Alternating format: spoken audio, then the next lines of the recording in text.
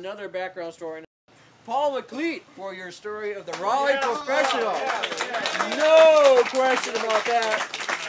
Really no question. Sometimes we all name our bicycles. This is number one to me. I suppose everybody has a number one.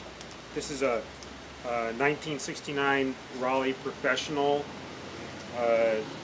Somewhere back there in the late 60s, Raleigh had decided that, well, we need to get another line up above what we have, something that can be in the competition level.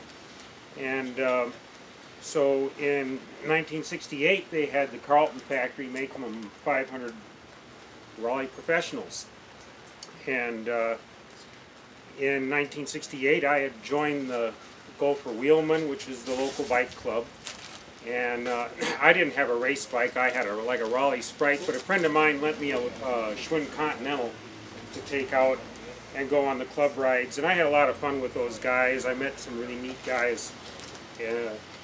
So the next year, they pretty much told me, well, you know, we think you got what it takes, and you should go racing. And then I heard from my local Raleigh dealer, Ken Hatcher at Hatcher Cycle and 50th and Penn, that Raleigh was coming out with this new line of bike.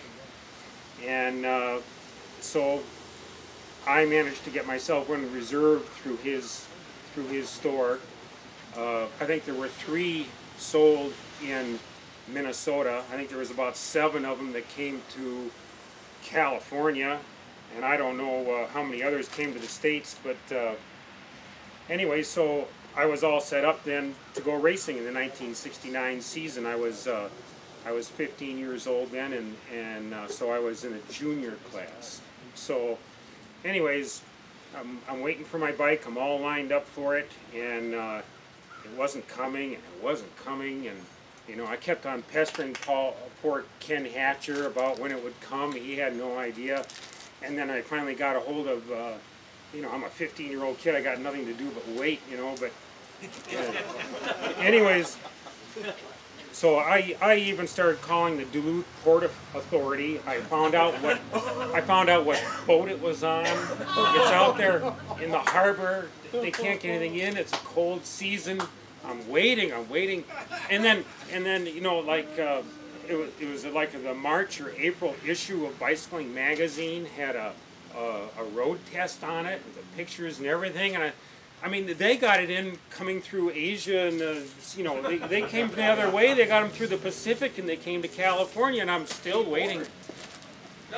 Cripes, it was blimey. I'm sorry, blimey.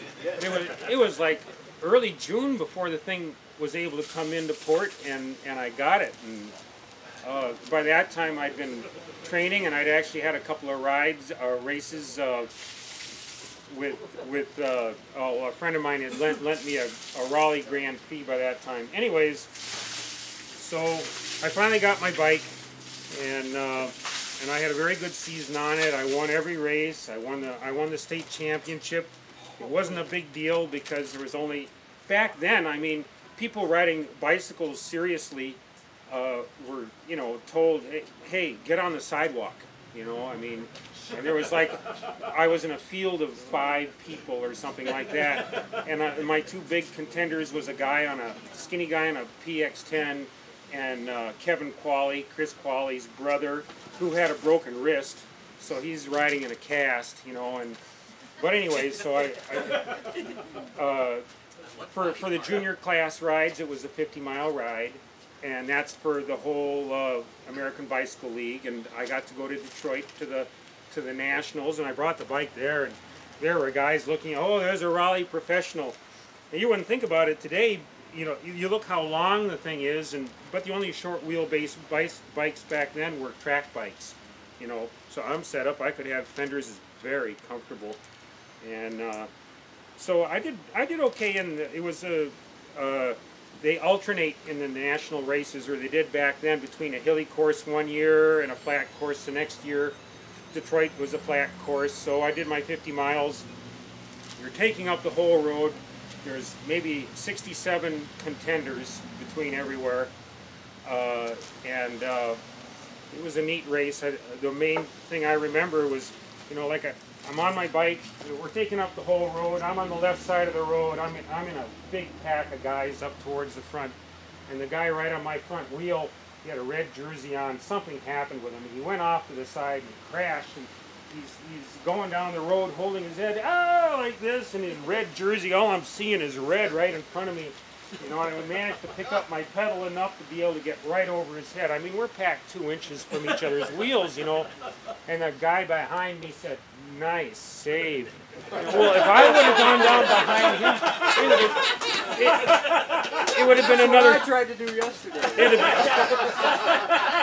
I would have hit his head with a pedal, and it would have been 10 people down at least. It would have been terrible.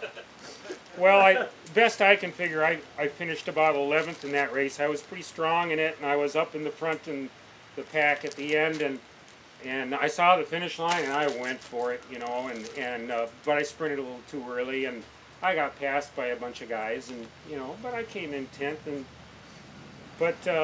so I pulled this out of the rafters. I haven't ridden it in 15 years until yesterday, and I think I'm going to have to ride it every day now. I just